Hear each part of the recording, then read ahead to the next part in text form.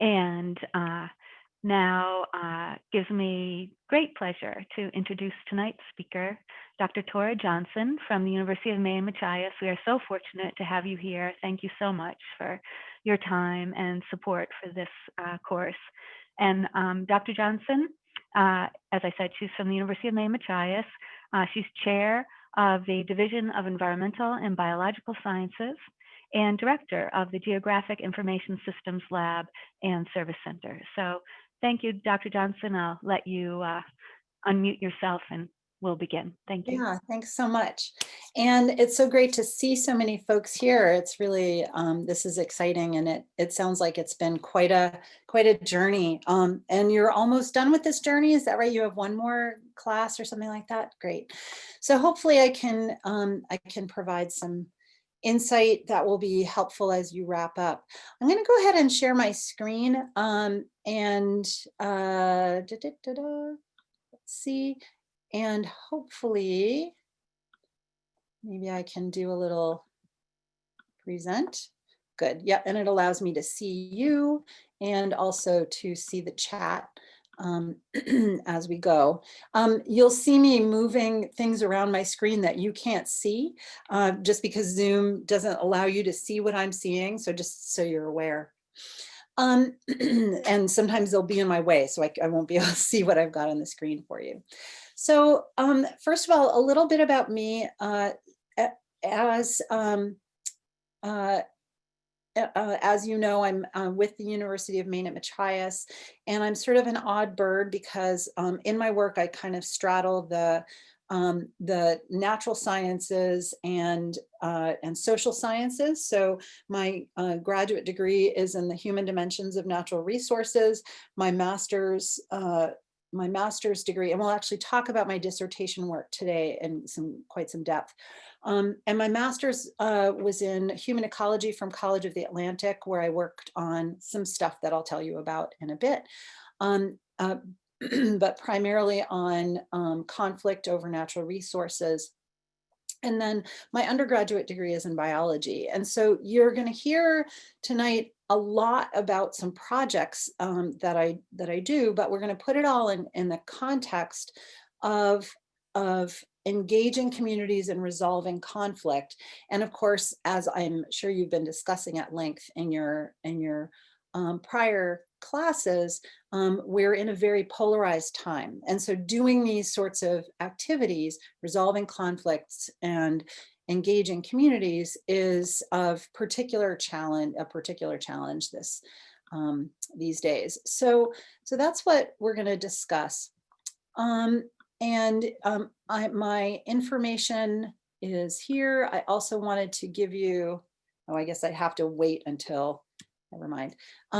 I'll at the end, I will give you a link to this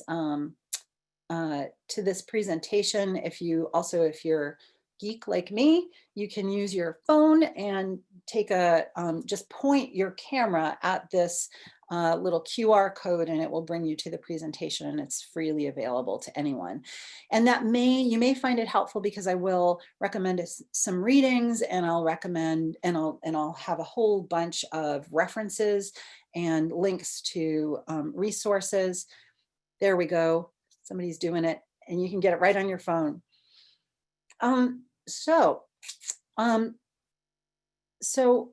to begin, I would like to ask you all to start by tossing in the chat some just phrases or even a word or something about, and I mean this, how it feels when you're engaged in some kind of activism with your community and you feel like it's working. I don't mean what makes it work. I mean, how do you feel when you feel like you're really getting something done through activism in your community? Okay, good. Energized. Yeah, powerful. More. There's a zillion of you, so I expect to see more. Active. Yeah. Empowered.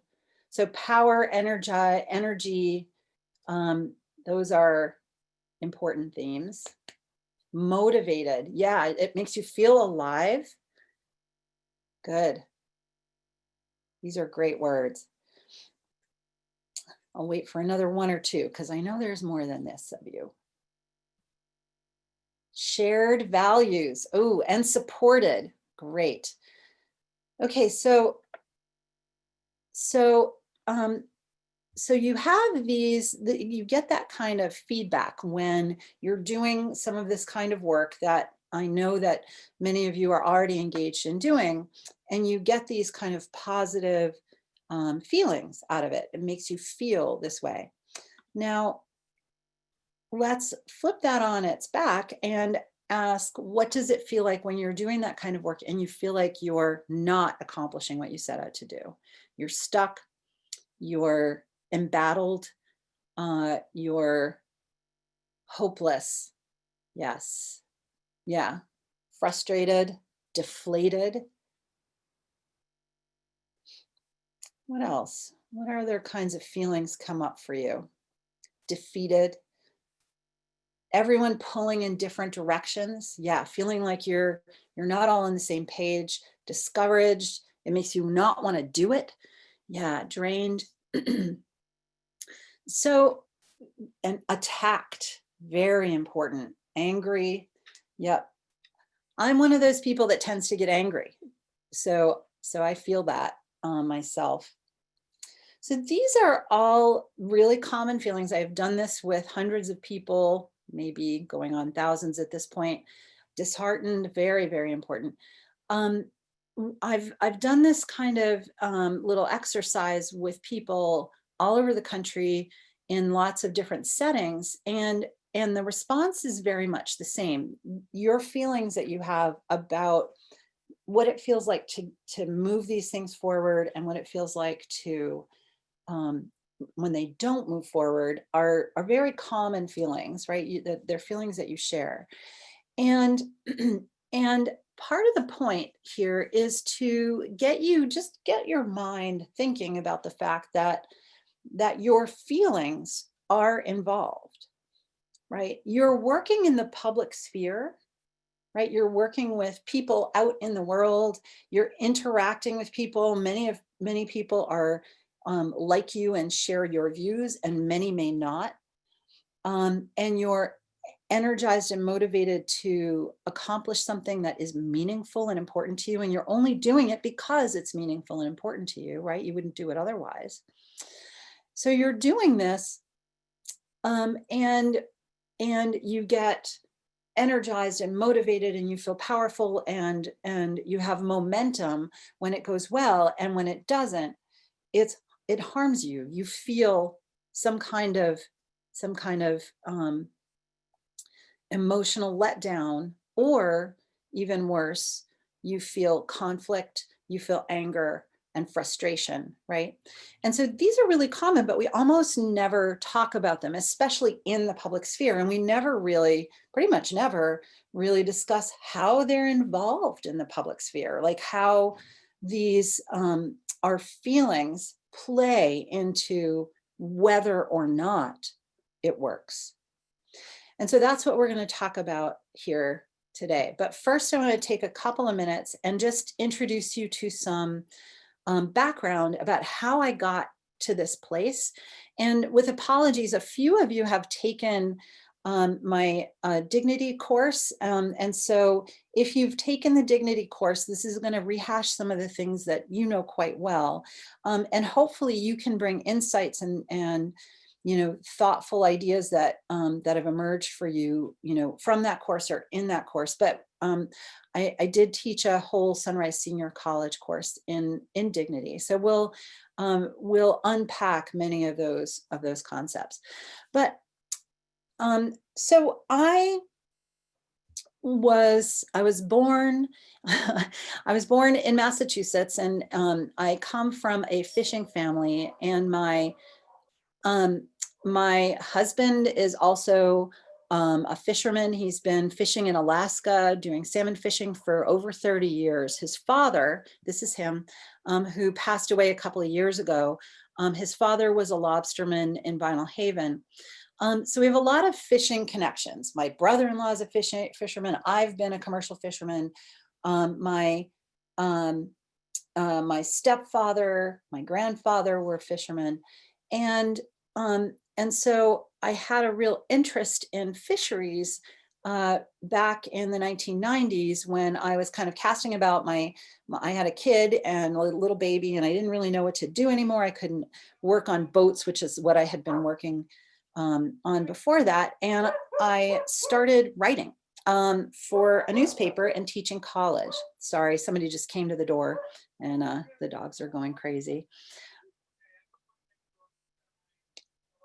So, so we, I started in this really interesting kind of rock and a hard place. I was writing about fisheries. I was a marine reporter for the Martha's Vineyard Times in Massachusetts at a time when the ground fish were crashing, just utterly crashing, and fishermen were losing their unable to make a living. And I considered myself both a member of a fishing family and also an environmentalist, very much an environmentalist. And so I had a very firm foundation in both areas. But I started to hear things like fishermen calling environmentalists terrorists, and environmentalists calling fishermen murderers. And these are some really weighty, heavy words. This is some serious conflict I was observing. I would see grown men, fishermen, at hearings screaming and weeping openly at public hearings. That's a really intense kind of a conflict, right? And so I was really moved by this and really concerned by it. And so when I went back to school, I finally decided that's how I'd move on and change careers and so forth. And I went back to school at College of the Atlantic. And I wrote a book for my thesis called Entanglements. It's widely available, and I recommend you read it. I think it's good and entertaining. I think some of you have read it. And the book explored the conflict over whales getting entangled in fishing gear. As unless you've been living under a rock in Maine, you know that this is an issue that is still relevant and going on today. So I delved into it in a way that no one really had before, and I looked at it from all the sides, and not just what the conflict itself was about, but why I really wanted to understand why people were so deeply invested emotionally in it. I understood it intuitively, but I wanted to study it very deeply. And so that's what I did. And that was how I sort of began my journey into social science. I also began using geospatial technology, so computer mapping tools. And there's a whole field called participatory mapping, where you can use, and over here on the right is an example of this, you can use maps as essentially objects for everyone to sort of gather around and share and visualize and work through information. So this is a marked up map from a shoreland zoning project that we did for a local community here in Washington County. And so I began to use those in my work. I use them also to explore the entanglements work, and I'll get to some of that later.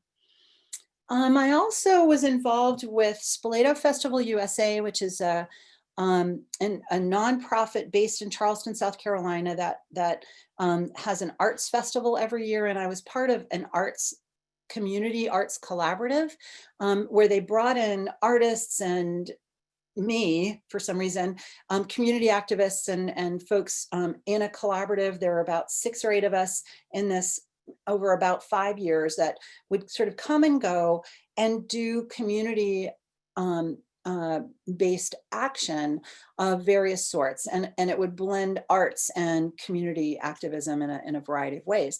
And so the work that I was involved in over several years through the Spoleto Festival worked with these African American enclaves in the Carolina Low Country in South Carolina. So this particular group of these African American communities that were settled right after Reconstruction.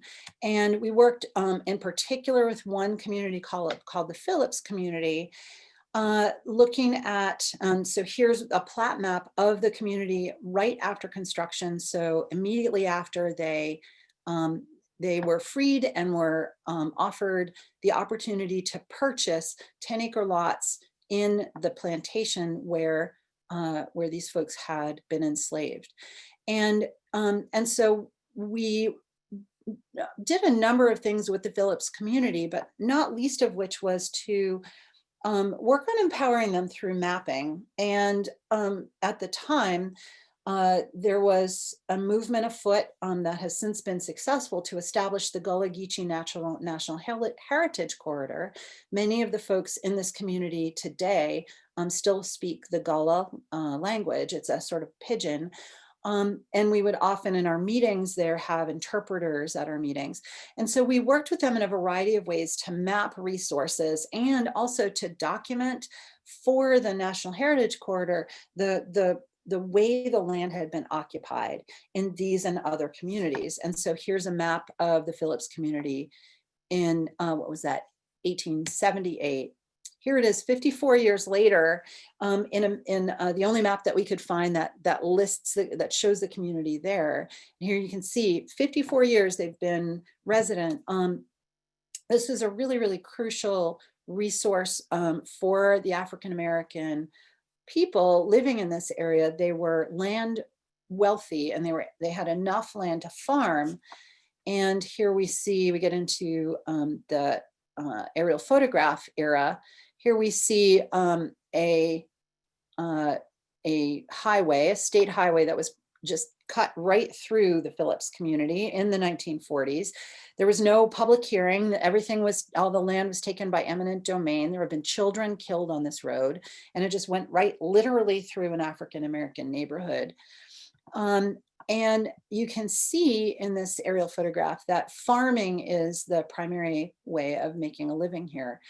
And that's true into the 1950s. And then here we have 1979, you see a change in the way residents are using the land. They're starting to divide it up among the children of the families, but most of the folks who live there, their families had been in the Phillips community since the 1800s, since Reconstruction.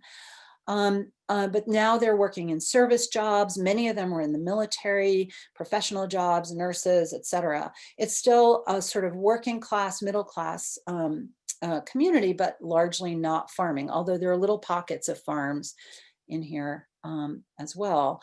And then eventually in the 1990s, and when we were working with them in the early 2000s, you see subdivision development starting to really be a factor. And so property values started to rise, and it became difficult for them to keep their land. And we worked with them to establish in the National Heritage Corridor and establish a special zone for the town of Mount Pleasant, where this community is, that gave them some tax relief so that they could maintain their tenancy in the land. And the National Heritage Corridor was established, I think it's 2016. Anyway, so eventually in the mid 2000s, I ended up here in Washington County, which is a really, really interesting place to do what I do, dealing with environmental conflict and dealing with trying to understand how people make decisions, especially why sometimes they make bad decisions about the environment. And so Washington County, deeply rural, high rates of poverty, very diverse, very polarized electorate, and this strong vein of home home rule, landowner rights. And lest we think that's only a right-wing thing, there's a lot of evidence that folks who are, of the sort of lefty bent come here to kind of be able to do their own thing too. So there's a lot of really, cussedly independent people in Washington County, as many of you can attest, and as many of you are. I know I'm one. That's partly why I'm here. So, and there's been a whole list, a long list of projects that we've done using mostly using maps and map information and mapping tools in a variety of ways. And I'm going to talk about this project, the Grow Washington Aroostook project, as we go forward. We won awards for this project, and this was our first foray into discussing the reality of climate change in Washington County. Here, I'm going to stop my video for just a second.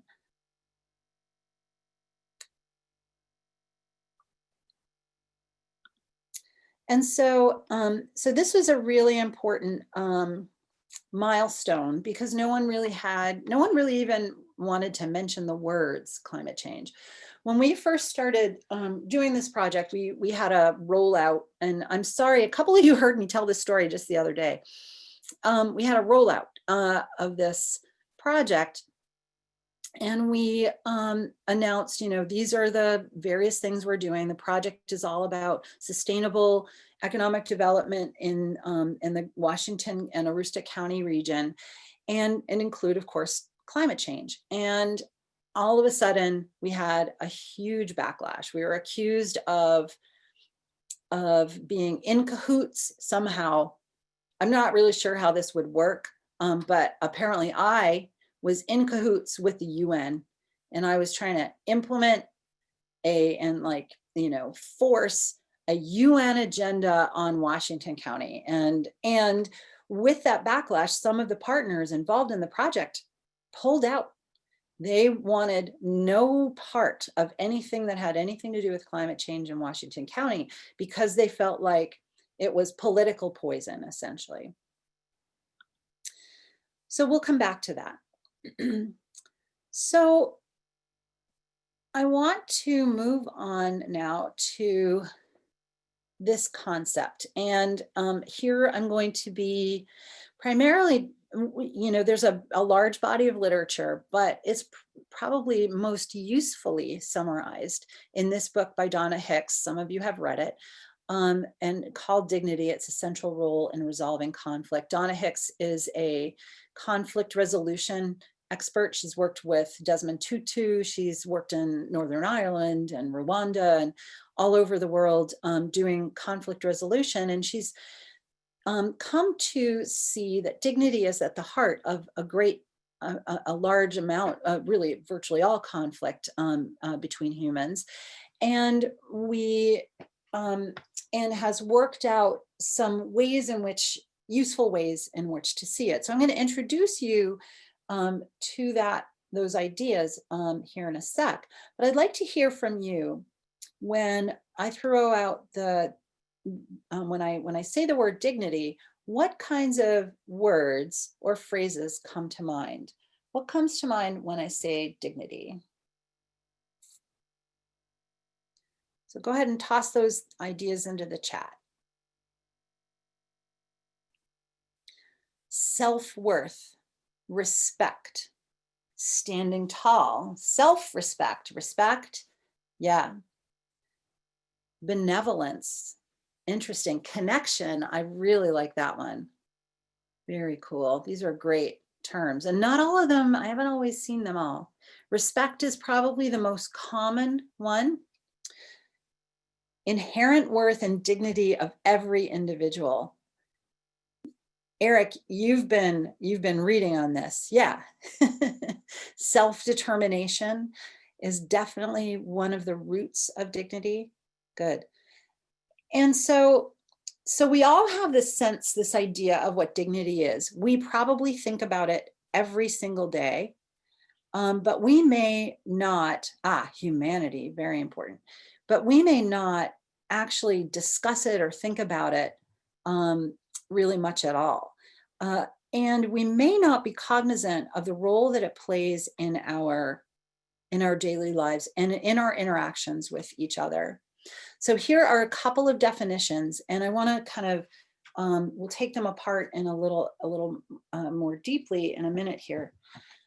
So dignity, I think probably my favorite definition, and there are many, many definitions of dignity, but Jassalon and her colleagues and graduate students, she studies dignity in the medical sciences, especially in medical treatment of elderly folks. And so she defines dignity as the it's an inherent characteristic of being human, right? So it's part of who you are, and you feel it as an attribute of yourself. It's part of your own identity and your sense of your own self. And you manifest it in the behavior that demonstrates respect. And then Donna Hicks in her book defines it as an internal state of peace that comes with recognizing and accepting that every living thing has value and is vulnerable. Every living thing has value and has vulnerability. So if we take those two definitions together and then our own understanding of what dignity means, we understand that dignity can be found in how one is treated, like how you are treated by others, right? So you probably can think of ways in which you have been treated in an undignified way, or ways in which you have been treated with dignity. It also is an attribute of how you treat others, right? So you may treat others in a dignified manner, or you may treat them in an undignified manner. And it's affected by your milieu, right? Where you are, your social, physical, and historical context really determine your sense of your own dignity and whether you will be treated with dignity by others. So this is really important. This is really important when we're in conflict with each other.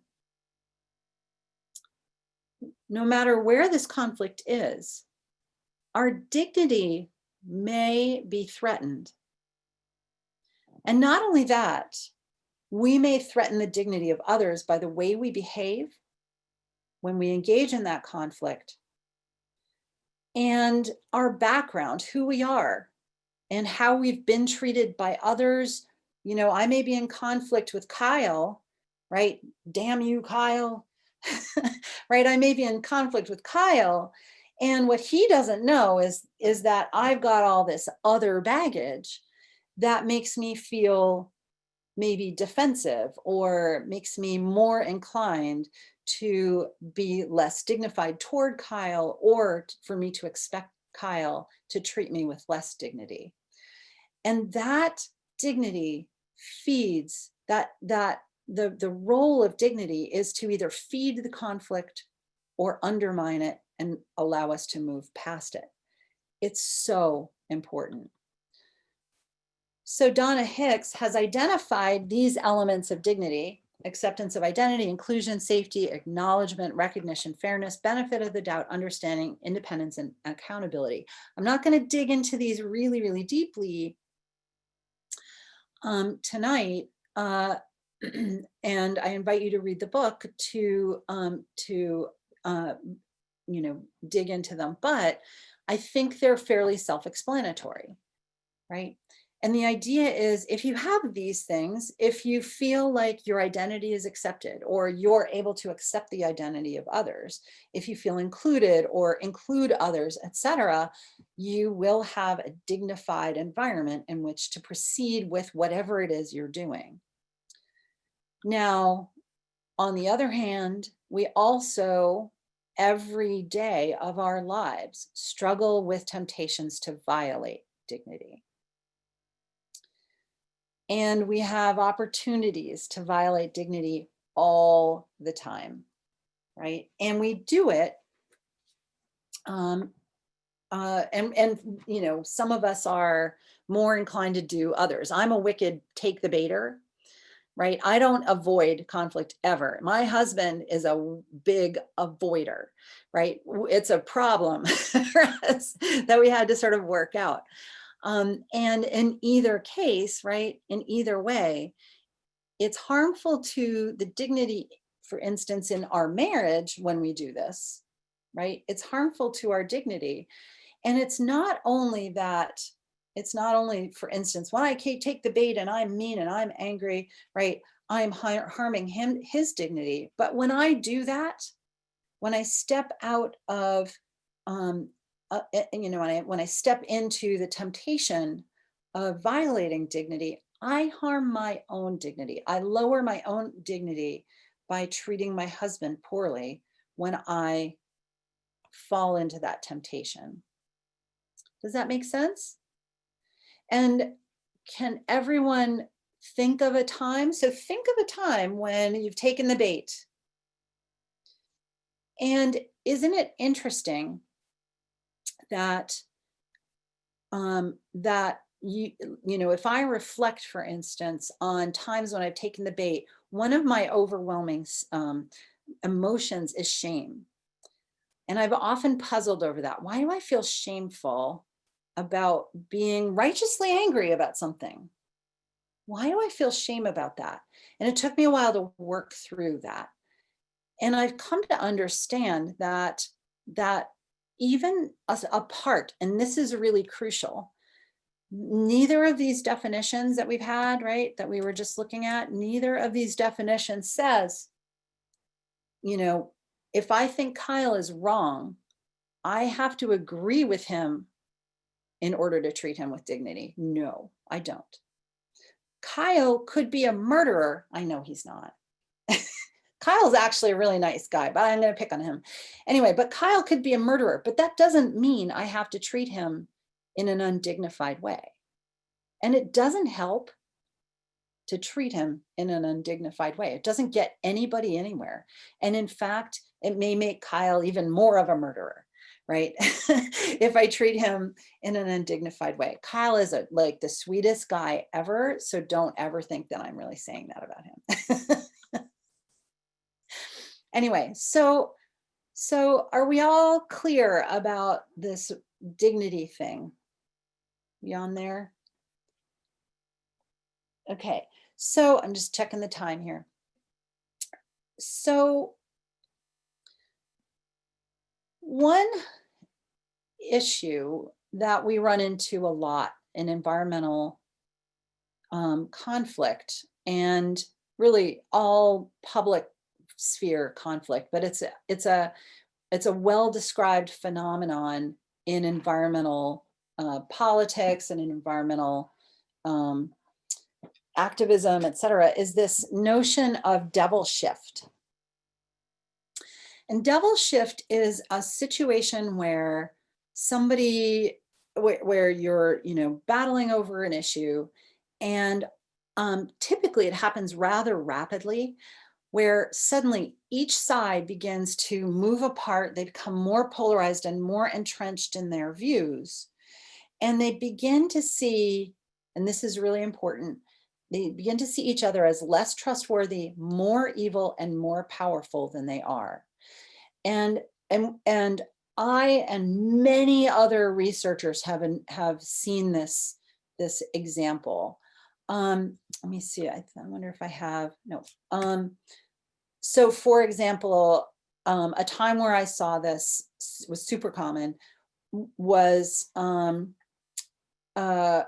when I was studying entanglements, and I interviewed fishermen and I interviewed environmentalists, and they both accused each other of things that actually were totally not true. Like they both accused each other of only being in, you know, on the side they were because of greed. They both believed, which is hilarious, by the way, like objectively hilarious. The idea that fishermen are in it for the money is hysterical.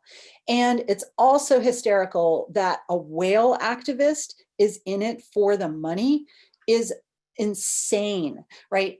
Nobody I interviewed was, just rolling in dough. But that's what they believed about each other. It's ludicrous, absolutely ridiculous, and a perfect example of devil shift.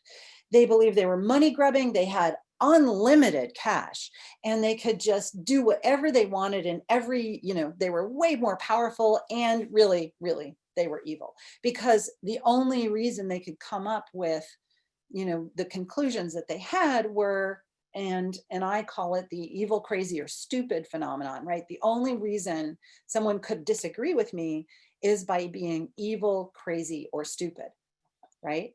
It's not that they have different values or different priorities than I do. They're crazy or stupid or evil. It's the only explanation, right? When you're able to stand back and look at the whole picture, you almost always find 99% of the time that that is not the explanation, but that's what occurs and that's what's happened between the two sides. I would say that the country, the US right now, is in a really large state of devil shift. We have had a very marked polarization in our political landscape in the US, and we see all the time. I mean, I'm getting really, really sick of social media, but one of the reasons I keep poking at it is because I'm interested to see people doing this, and it's patently obvious that people on both ends of the political spectrum are doing exactly this. And so, as you might guess, once you get into a state of devil shift, one of the problems is that you can't get anywhere, right? The fact of the matter is, in the case of the whales and the fishermen, right? The fishermen are not murderers, and the environmentalists aren't terrorists. They're just people who have different priorities and values, and neither one of them has the right, or nor should they, to tell the others, to have say over the oceans, right?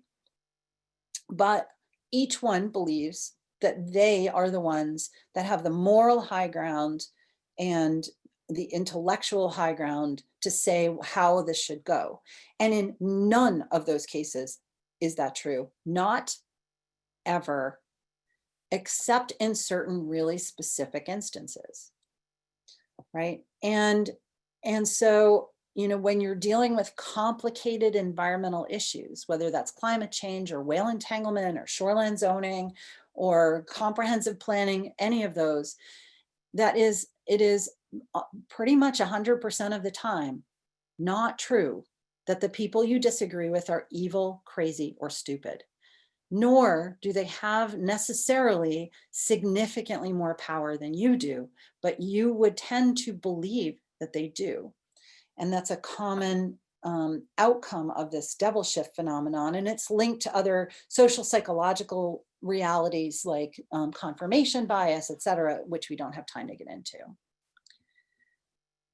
So Donna Hicks also brings up a really important concept that she gets from that is instructive here. And then we're going to use the rest of our time to kind of dig into and actually get you guys talking a little bit about some of these concepts. She brings up this notion of the best alternative for negotiated agreement. This is a concept that I've run into as in facilitation training, is a concept that she brings up because it's taught to conflict resolution professionals, and it's shortened to BATNA, so that's a common term. And the basic idea here is that it invites you to back away from what you define as success and think carefully about what that looks like, what that can be. So let me give you an example.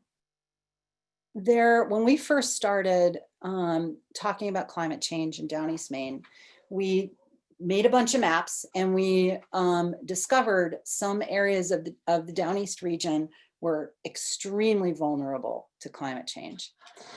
And not least among them, probably one of the most vulnerable places is downtown Machias and the dike, the causeway that goes across the Middle River. Kyle knows it well. And so that dike is not long for this world unless we do fix some things, right? And one of the things that started happening was folks who were involved in this, who were like all about climate change and all about, you know, telling everybody how they should think about this, were saying stuff like they need to raise the dike, replace it with a bridge, blah, blah, blah, blah, blah. And so for them, the goal of negotiation was to convince and tell and cajole other people into believing the way they did. When we said, wait a minute, take a step back, that is objectively untrue.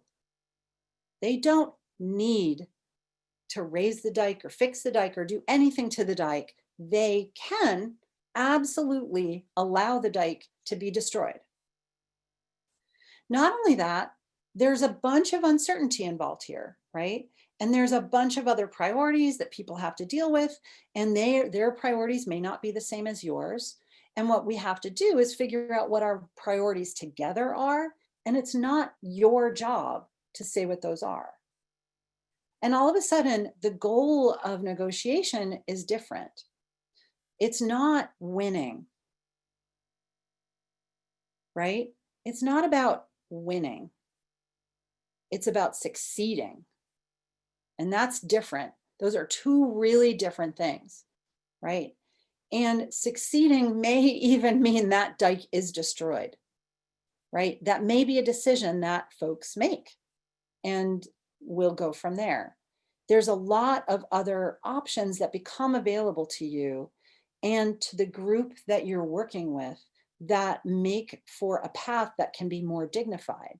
So all of a sudden, if the negotiation becomes something other than you're a bad, evil person, which is a very undignified thing to say, if you don't agree with me, and you're stupid if you don't think like me, right? All of a sudden, it's, hey, what are our values? How do your values differ from mine? Can you tell me what those values are? Can we engage with them? Can I acknowledge them? And then move forward. And so this is where my work picks up. So, so in my dissertation work and in the work that I've been doing for the last 15 or so years in Down East Maine and other places all over, lots of different places around the country and the state, we've been, and working with a number of colleagues, we've been looking at best practices for helping people make really difficult decisions about natural resources. These are best practices that other researchers have identified. And I was really curious when I started doing my dissertation why they worked. Why do these best practices, and don't worry about what they say, here's a list, we'll talk about some of them. We probably won't get to all of them, but we'll get to at least some of them. Why do they work? And what I discovered when I started thinking about the role of dignity is that they work because they protect dignity, because they support dignity. And so again, don't worry about trying to read this, but we'll talk about avoiding conflicting frames. We'll talk about that in a sec. And when you use this best practice, you make people feel safe. They don't feel like they're going to be attacked, right? You have room to accept their frame of reference, their perspective. You give them the benefit of the doubt. Those are elements of dignity. And when you do that, you're able to get more done. So I want to talk about, use our last little amount of time here to talk about some of these best practices and how in a practical way they might help you in your work and in helping to engage with your community in dignified ways that move you forward. So let's start here. So avoiding conflicting narratives about conservation. So environmental issues, you know, there's a lot of conflict, and climate change is one of them. And a frame or a narrative tells a story about the um, about the issue in a way, in one way or another, from one perspective to another. And you might tell that story in a way that promotes conflict, or that focuses on the conflict and hinges on the conflict, or not. So let me give you some examples. So for example, again, a couple of you heard me tell this story just the other day. In 2015, we did a survey of folks, of municipal officials in Washington County, Maine. 213 of them answered the survey, and we asked them six different questions about their belief in climate change. And we discovered that roughly at the time, this has changed, it's increased since then, but at the time, about 1/3 of them either thought climate change was not occurring or were doubtful. Just as an aside, climate change is real, it is occurring, and it is caused by humans. We're pretty clear on that at this point. But this is what folks believed. And so roughly 1/3 of the folks, these are all folks involved in municipal government in some way or another, right? Whether they're volunteers or professionals. So about 1/3. And that tracks with rural communities across the country, actually, or it did at the time. And then we asked, and this is a really important thing, have you observed any of these things? Changes in, where and how many plants and animals are, Lyme disease, etc. These are all things that are influenced by climate change. Scientists are pretty clear on these, so that's why we chose them. And the vast majority of people had seen these. So we can have an argument about whether climate change is real, or we can say, hey, we are all seeing that lobsters are molting in different places and at different times of the year now, and we can start to help fishermen adapt. We can see that agricultural pests and diseases are starting to change the blueberry industry, and we can help the blueberry industry adapt. And what happens, and has been happening through us doing this work, what happens is, by engaging with ways in which, for instance, people can adapt to climate change by just sidestepping the arguments over the causes of climate change, and this is a really important element, the blame. All of a sudden, we actually can do things and get things done. And what we're finding is, after years of doing this kind of work in this way, a survey that we did in 2019, early 2019, showed a greatly increased level of belief in the reality of climate change among the same group of people. So it actually freed up, created space for them to make a dignified change of heart. It's not only this work, it's also the fact that you can't, live on the planet at this point and not notice. So that's, is a factor, but it's really important to note that that kind of approach, that making a safe, dignified place for that change to occur, allowed it to occur. So I would like to ask you all now to consider and maybe share with the group ideas about how an issue you might be interested in reframing, how that might work. Or maybe even toss out an issue and say, how could I reframe this? So ideas about a conflicted narrative that you think you might change? I'm assuming you've been discussing some conflicted narratives.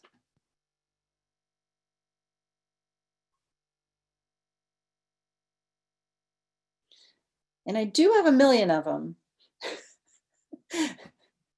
So hopefully, deposit on water bottles. Let's see. Single-use plastics.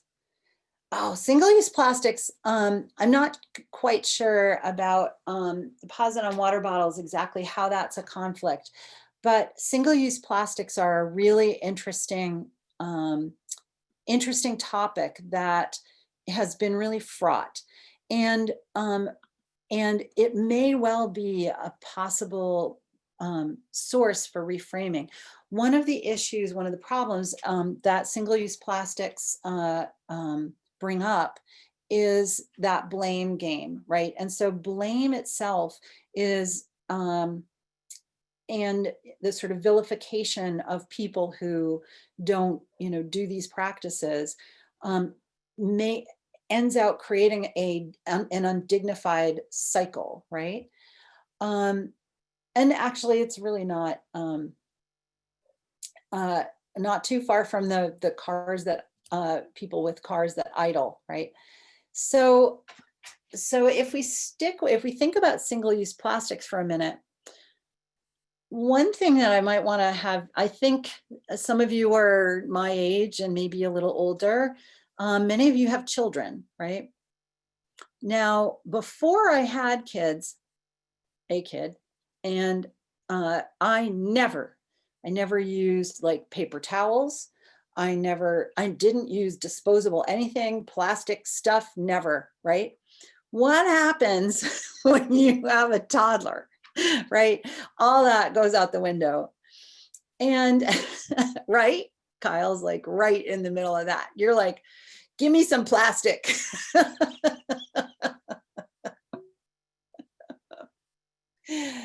So, so one of the things that creates a conflicted narrative is the blame game, is the idea that if you don't take these steps, all the way, not only does that set up a potential judgment situation, but it also sets up an undignified spiral, because someone who feels judged is less likely, and the psychology is pretty clear on this, is less likely to credit or believe or value the beliefs of someone who is judging them harshly, right?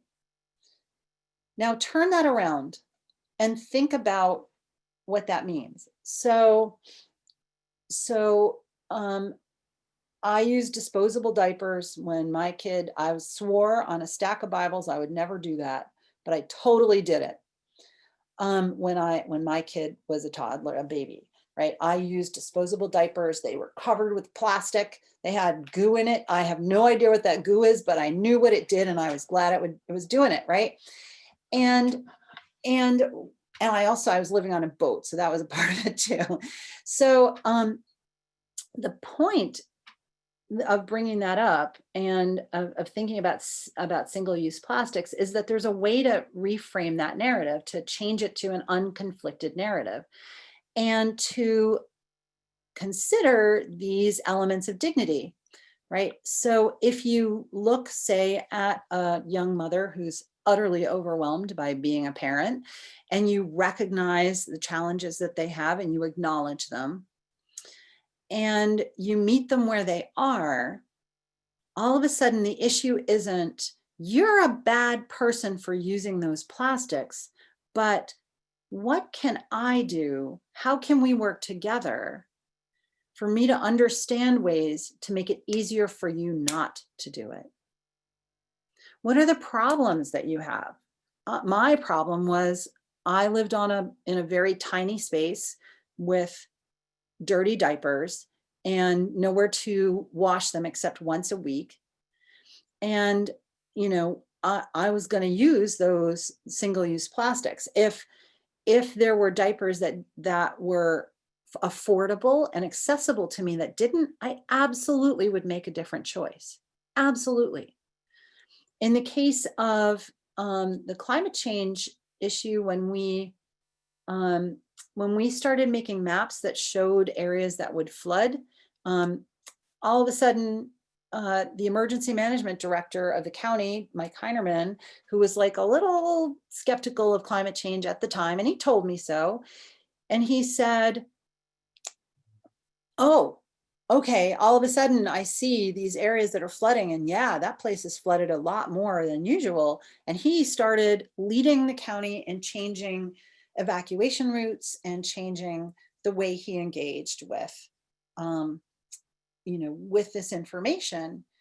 And we did not have to argue about the causes of climate change at all. What we did have to do was listen to what his concerns were, and then reframe the whole issue around that and give him tools that he could use that in the problems that he had. And so um and so cars that idle, um or cars that are idling, you might set up peer pressure between people who like each other rather than being confrontational. Let's see, Jim Hatch, the villain in single-use plastics is not individual users, it's the plastic industries.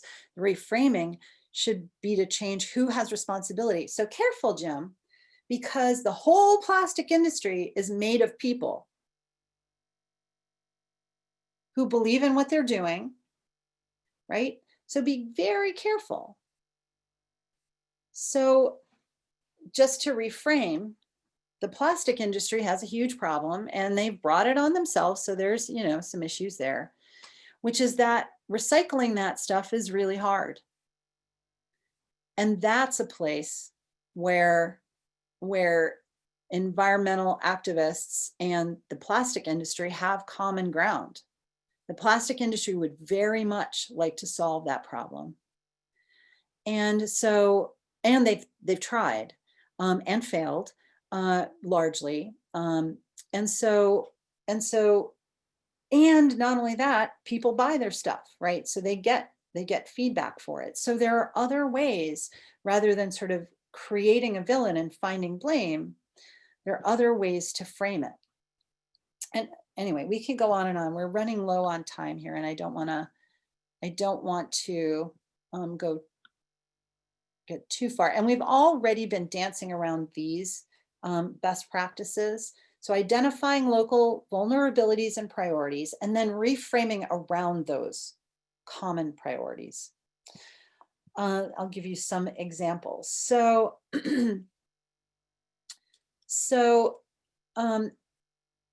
a really good example is in the same survey where we asked about climate beliefs, we asked what priorities people had and how interested they are, concerned they are about certain issues in their communities. And we had a long list of 10 or 12 or 13 items. And we said, which of these are priorities? Well, climate change and global warming and greenhouse gases and those sorts of things were on the list, and they were at or near the bottom of everyone's priority. Like very, very few people had them, even in the top 5. I don't think anybody honestly had them in the top 5 of the people in these municipal officials. Well, but we had other things in there, didn't we? Right? The price of heating fuel. And that's linked, of course, to all these old homes that we have that leak heat all over the place. Aging roads and bridges, those are really vulnerable to storms and unusually strong storms, right, affecting our lives. These are climate related things that were in the top 5 really consistently with little variation, actually. People were really concerned about these. These are things we can do stuff about without arguing about climate change. And so all of a sudden we're like, oh, we all have a shared, concern. And in fact, I gave a workshop I think it's going on a couple years ago now, for 350 Down East that does, climate activism in the Down East region, talked about all of this that we're talking about today and showed them this. And they're like, wait a minute. All of a sudden, rather than going around saying, with signs on the dike or whatever, right, trying to tell people to worry about climate change, there were things they could actually do. I don't know how many homes they have now upgraded, but they have been for the last year and a half going to people's homes, especially older people who couldn't afford to weatherize their homes, and weatherizing them. That's a concrete thing they could do. That was a top priority for a lot of people in the community, and they're getting lots and lots of requests to do it. That, my friends, is how you reframe around existing vulnerabilities. And while they're at it, they're going to people's homes and having conversations about climate change that they never would have had with people they never would have spoken to otherwise, in dignified ways. Other priorities, and we're out of time. So anyway, common flood mapping. And I just want to, there's this one is less important, reframing around or scales. But the last thing I want to mention, and I'm just going to mention it, and then I can take questions if you don't mind going over a little bit. But one really crucial thing is learning loops. You don't know everything, and you certainly don't know everything about someone else's reality. And so whatever we do has to happen together, and whatever we learn, learning it together is far more effective, and it produces a situation that supports dignity by bringing in expertise and perspectives. It allows people to, they feel included, acknowledges what they know, it recognizes them for what they've done, right? If you're arguing with a municipal official anywhere in Down East Maine, you should just be quiet, because like, you don't even know half of what they're dealing with, right? And so working together to learn and make decisions and build things together, we find is a much more effective way of going about this kind of work. Most important, I think, in this day and age, is that a dignified process, whatever that is, makes facts matter. When you have an undignified scene, the facts don't matter, right? The fact that, that fishermen and whale advocates just absolutely are not in it for the money, that doesn't matter. It has no meaning to them when they're in an undignified, polarized double shift, right? But when they're in a dignified situation, the facts do matter. And they can begin to understand each other. They can begin to move on. And thank you, Thankful Butler. So anyway, I'm sorry I went over. I could just go on and on, but I'm happy to take some questions, or if we have to sign off, feel free to sign off. And reach out to me. I'm happy also to have you reach out to me. Thanks so much, Dr. Johnson. This is Diane speaking. Do you want to discontinue your screen share so that we can absolutely. see you? Yes. Okay, Yeah. great. And Leslie is our question maven, question and answer person. Anything come in to you? So Lynn says, my colleagues buy huge, cheap boxes of plastic utensils. You've been challenged how to broach this with them in a productive way. Yeah, that's a really interesting question, Lynn. One thing to think about is there are a couple things. One is to think about why they're buying the huge boxes of plastic utensils, and seeing, maybe asking them, just even explaining how you feel about it without being judgy. Just say, I always, I always feel funny when I use one of these, right? And talk about your own feelings rather than how you feel about what they are doing. And often, again, if you think about why they're buying the huge boxes of cheap plastic utensils, you might even gift them with inexpensive utensils that are, uh, that they can use repeatedly, for whatever purpose. Yeah, that's a challenging one. Or, one thing I have done is I'll go to a party where somebody's using these cheap utensils, these, plastic utensils, and I'll go around and collect them and take them home and wash them and give them back. It's totally passive aggressive, but I've done it. And it's, Yeah, I try to take that baby step to try to get I have not been successful. I get all really defensive and they dig their heels in, and I'm not skillful at all. And so, but I've really valued this exchange now. I can think about it. Okay. Yeah, it's a challenge. And often I really have to take a step back. It's common for me to have to take a step back in these sort of situations. And it's true, like in my marriage and in these kinds of issues in, the public sphere. It's really, it requires way more work of ourselves than we're probably used to generating in these kinds of situations. Other questions or thoughts that you'd want to toss out there?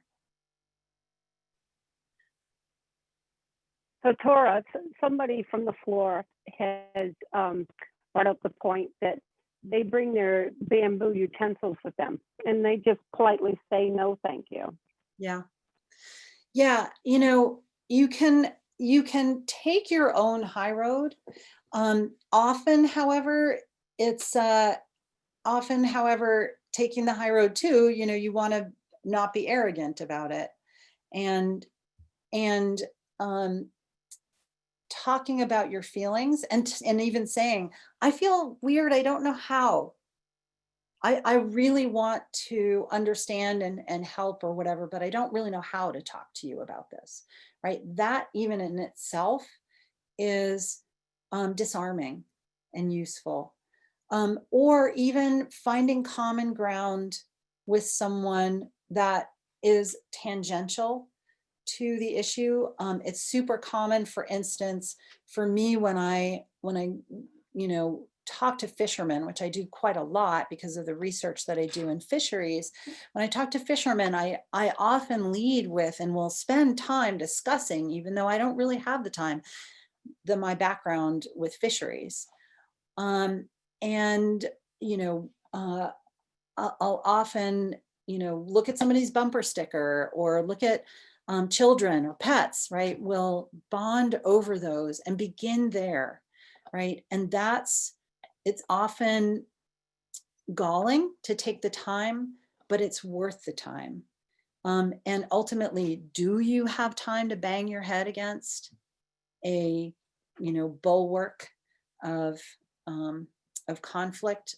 You probably don't. And so even though it seems like it's a waste of time to kind of engage with somebody who you believe is wrong, that doesn't necessarily mean it's not a good idea, right? Taking that time, spending that time is typically worth it. Yeah. Thank you, Dr. Johnson. I'm just struck by how this important topic of how dignity plays into environmental conflict has such broad applicability to all the other issues that we've been discussing. So the issues of the pandemic and the political issues and the racial and social justice issues, which is all of one piece. And I know I know all of us collectively thank you for bringing this new perspective to it. And I'm really grateful, and I'm going to get the book and look at it more. And I just think that it's really something that we're going to definitely need to be working on over the next several weeks and months. So I'm really grateful to you for sharing your research and learning on this wonderful presentation. Thank you. Thanks so much for having me. This is great. Yeah, thank you. So it was very valuable.